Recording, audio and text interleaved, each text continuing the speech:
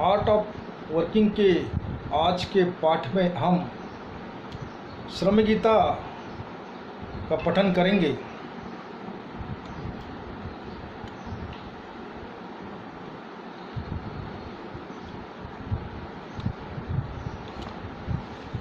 इसकी पंक्ति मैं पढ़ता हूँ। संकल्पकर्ता श्रमायन अलंकारी जीवनायन, प्रयत्न का नाम काम, श्रम देगा धाम। सिर्फ श्रम संकल्प किया इसका मतलब काम हुआ, ऐसा नहीं। श्रम करने के लिए हाथों की जरूरत पड़ती है और श्रम संकल्प का कर्ता श्रमायन है। इसका मतलब क्या? ये हमारे दो हाथ है, वो काम करते हैं। बुद्धि है, वो काम करती है। शरीर है और शरीर के सब श्रमावयव है। इसका पूर्ण रूप मनुष्य है और इसके हाथ में बहुत शक्ति है। श्रम की शक्ति बोलती है उसको। और इसके हाथ में सब शस्त्र है, पेन है, हल है, कंप्यूटर चलाता है, वो इंजीनियरिंग करता है, मोबाइल चलाता है। ऐसे काम करने की चीज़ें हैं और वही उनके श्रम अलंकार है। और ये श्रम अलंकार श्रमायन को जीवनाय में बदल देते हैं। कोई भी प्रयत्न का पहला जो नाम है वो श्रम है। श्रम के बिना दूसरा काम नहीं। पहले श्रम बनते हैं, बाद में काम बन जाता है। समझ रहे ना? श्रम हमें करना चाहिए तो ही काम हो जाएगा और काम करने के बाद दाम मिलता है, पैसा मिलता है, वेतन मिलता है, तनख्वाह मिलता है। और श्रम करने के बाद कीर्ति भी मिलती है। ये दोनों बात का फर्क है। काम तो सब करते हैं, पैसा तो सब मिलाते हैं, लेकिन जो श्रम करते हैं, परिश्रम करते हैं, उनको संपत्ति और कीर्ति मिलती है। वो नाम कमाते हैं दुनिया में। और कोई भी चीज़ के लिए जो मेहनत करते हैं, ये श्रम का रूप है, श्रम का नाम है। प्रयत्न, यही तो श्रम का काम है। लेकिन मेहनत मेहनत मेहनत ऐसा बोल के कुछ काम होने वाला नहीं है। उसके लिए हाथों से काम करना पड़ेगा, नौकरी करनी पड़ेगी, व्यवसाय करना पड़ेगा।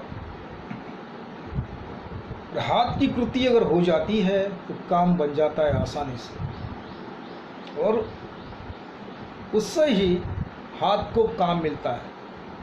नहीं तो फिर हाथ पे हाथ धरे बैठना पड़ता है।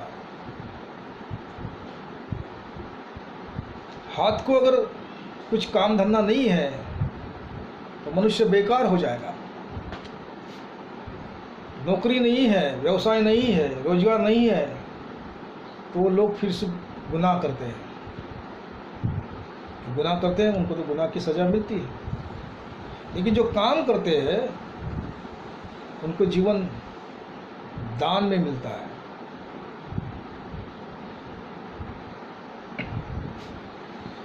इसीलिए काम करने से शरीर निर्मल बन जाता है, स्वच्छ बन जाता है और एक मन को अच्छा दिन निकल जाने का अवसर प्राप्त होता है।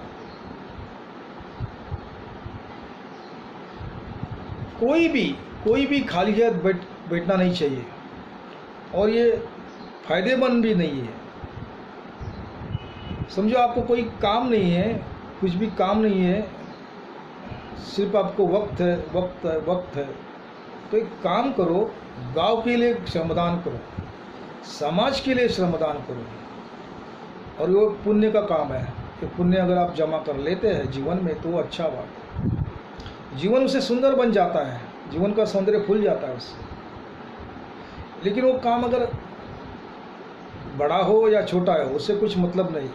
गांव के लिए काम करो, करते रहो, आपका पुण्य बढ़ता ही जाएगा और आपके जीवन पे उसका असर हो जाता है, आपको अच्छी आदतें लगती है।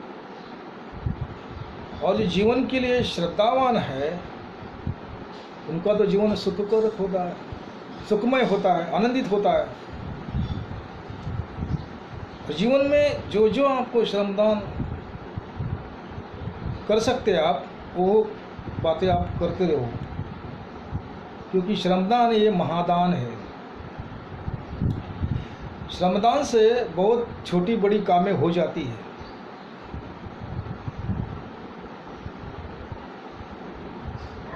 रोज थोड़ा थोड़ा काम करके वो काम महान बन जाता है, श्रम महान बन जाता है। श्रमवर्तन बंध ये श्रम प्रेम के बंधन है। उसकी छानबीन बहुत जोर से करने की आवश्यकता नहीं। श्रम तो हमारे इर्द गिर्द घूमता रहता है, हमारे हाथों में बसता है, आंखों से दिखता है, होता ही रहता है दिन भर। काम के पीछे लोग भागते हैं, हमें काम करना चाहिए, हमें पैसा मिलना चाहिए, हमें ऐसा करना चाहिए, वैसा करना है। वो उसके आगे पीछे घूमते ही रहते, भागते रहते। ऐसा नहीं रहता है, वो उल्टा रहे।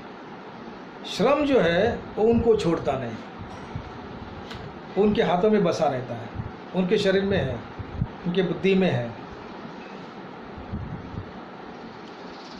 और श्रम उनके पीछे दौड़ने के बाद मानव की प्रगति हो जाती है, मानव बलवान हो जाता है, ताकतवर हो जाता है, शक्तिमान हो जाता है। और जो सच्चे श्रमवान होते हैं ना, उनके नसीब में ये बात रहती है, उनके जीवन में बात आती है। श्रम मार्ग पर चलने के वक्त जीवन साधना बन जाती है और उसका जो आखिरी पड़ाव है वो श्रम समाधि के तरफ जाता है। मतलब आपको श्रम शांति मिलती है, जीवन शांति मिलती है, मुक्ति मिलती है, मोक्ष मिलता है।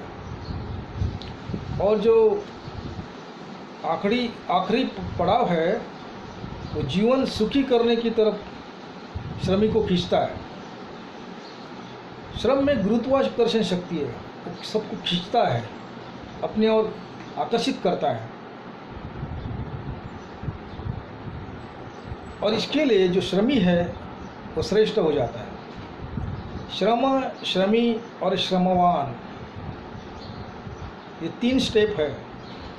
जो 3 स्टेप लांग के जो उसके पार निकल गया वो श्रम समाधि के नज़दीक पहुंच जाता है। उसे श्रम मुक्ति मिलती है, श्रम समाधि मिलती है, श्रम मोक्ष मिलता है। दुनिया में बहुत से लोग श्रमवंत बन के चले गए। उन्होंने जो काम किया है वो दुनिया को मिसाल बन गई और उनसे प्रेरणा लेके बहुत से लोग काम करते हैं, समाज सेवा करते हैं।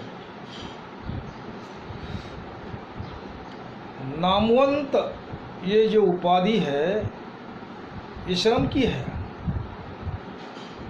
और इसमें वैज्ञानिक आते, समाज सेवक आते, राजनेता आते, बहुत से लोग आते। साधु संत है वो भी श्रम समाधि के हकदार है। उनका भी हक बनता है उनके ऊपर कि राष्ट्र को बनाने के लिए उनका भी योगदान है।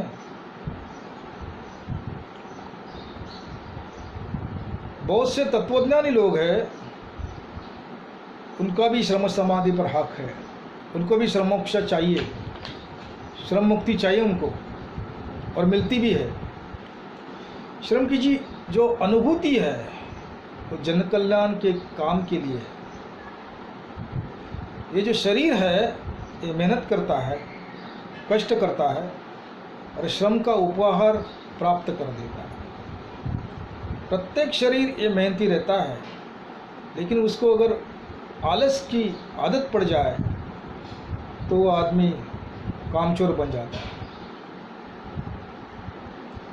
क्योंकि व्यक्ति जो है वो उस शरीर की मालिक है, और जो मालिक है शरीर का वो उनका अवयवों का संचालन करता है। बुद्धि द्वारा शरीर को जो आदेश मिलता है वो शरीर ग्रहण करता है, और इसके लिए जो शरीर है वो आलसी रहता नहीं है, वो कामचोर नहीं रहता। जो व्यक्ति है वो उस शरीर को आलसी बनाती है, बहुत गंदी आदतें बनाते हैं, व्यसन लगाते हैं, दुर्व्यसन करते हैं, दुर्वर्तन करते हैं। क्योंकि जो शरीर के साथ नाम जुड़ गया उस आदमी का, व्यक्ति का, तो हम लोग बोलते हैं देखो ऐसे नाम का व्यक्ति है ना वो आलसी है, कामचोर है। और जो काम करते हैं उनको हम क्या बोलते हैं, देखो वो डॉक्टर है, देखो वो वकील है, देखो वो इंजीनियर है, ऐसा हम बोलते हैं। ये श्रम की महिमा है, ये ध्यान में रखिए बात।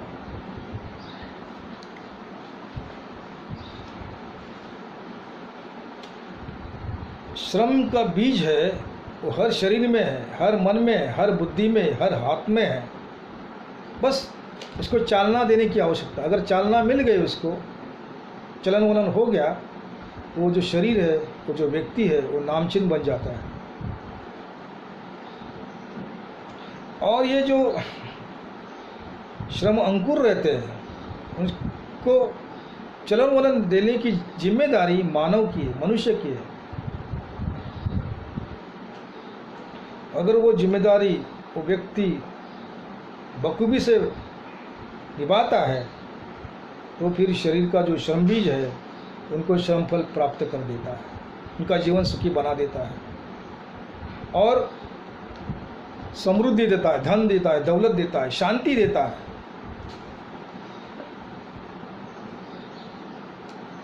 श्रम जो है शरीर या व्यक्ति को पकड़ के रखता है, वो छोड़ता नहीं, और वैसी कृति उस शरीर से करके लेता है।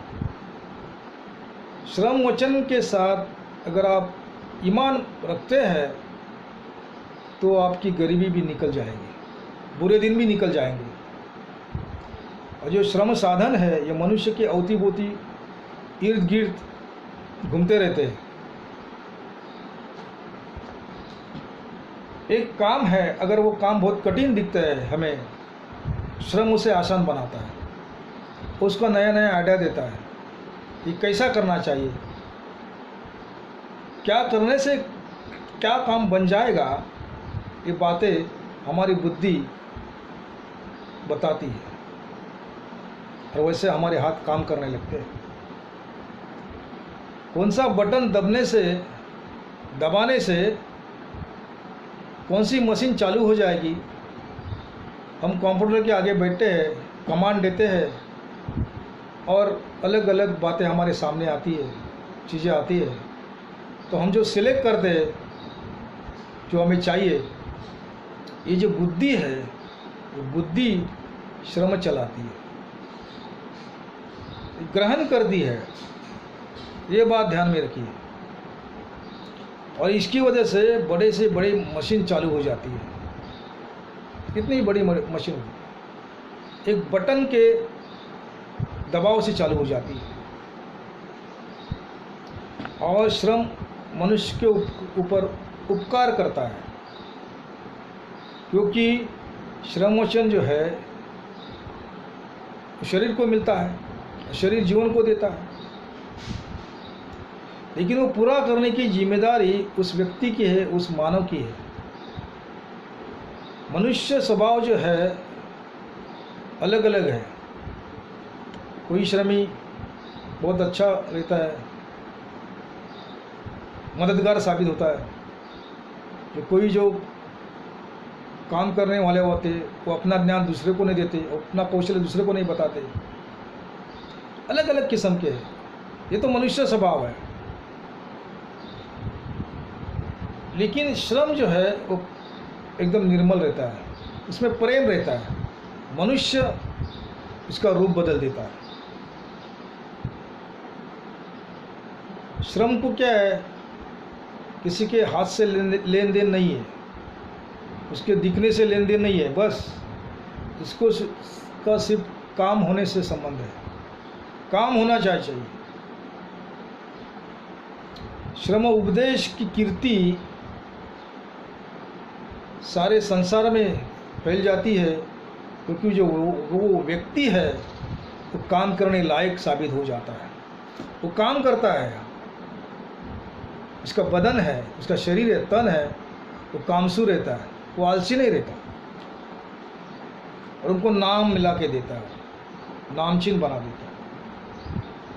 जो शरीर जिस व्यक्ति का है वो शरीर का दोष है, काम करना या न करना, और वो व्यक्ति उस शरीर की दोषी है। लेकिन अगर अच्छा काम बन गया तो उसका जो पुरस्कार है वो उस व्यक्ति को मिलता है, उस व्यक्ति के नाम से जुड़ जाता है। ऐसे ऐसे व्यक्ति ने ऐसा ऐसा काम किया, महाविक्रम किया, और वो उस व्यक्ति का नाम लोग भूल नहीं जाते, उस व्यक्ति का चेहरा वो लोग भूल नहीं जाते, उस व्यक्ति का श्रम इतिहास दुनिया भूलती नहीं, वो प्रेरणा बन जाती है। फिर भी वो व्यक्ति महिला हो या पुरुष हो, कोई भी हो, उसे याद किया जाता है। श्रम जो है महिला को कम नहीं समझता, महिला शक्ति को कम नहीं समझता, बहुत ज़्यादा शक्तिमान है महिलाएं, ऐसा उसका कहना है। श्रम महिला को सम्मान देता है और उनके शरीर में उनके मर्जी से रहता है। देखो महिलाएं बहुत काम करती है, घर का सारा काम महिला ही करती है, फिर भी बाहर जाके नौकरी करती है, घर चलाती है, और ऐसा करने को उनको जो शक्ति प्रदान है वो श्रम की है। मनुष्य देखो एक चीज़ के पीछे लगता है, भाई ये चीज़ मुझे चाहिए, वो चीज़ मुझे चाहिए, वो प्रयत्न करता है, मेहनत करता है, आखिर में वो वस्तु हासिल करता है। इसका कारण क्या है? उसके मन की जो श्रम भावना है वो है।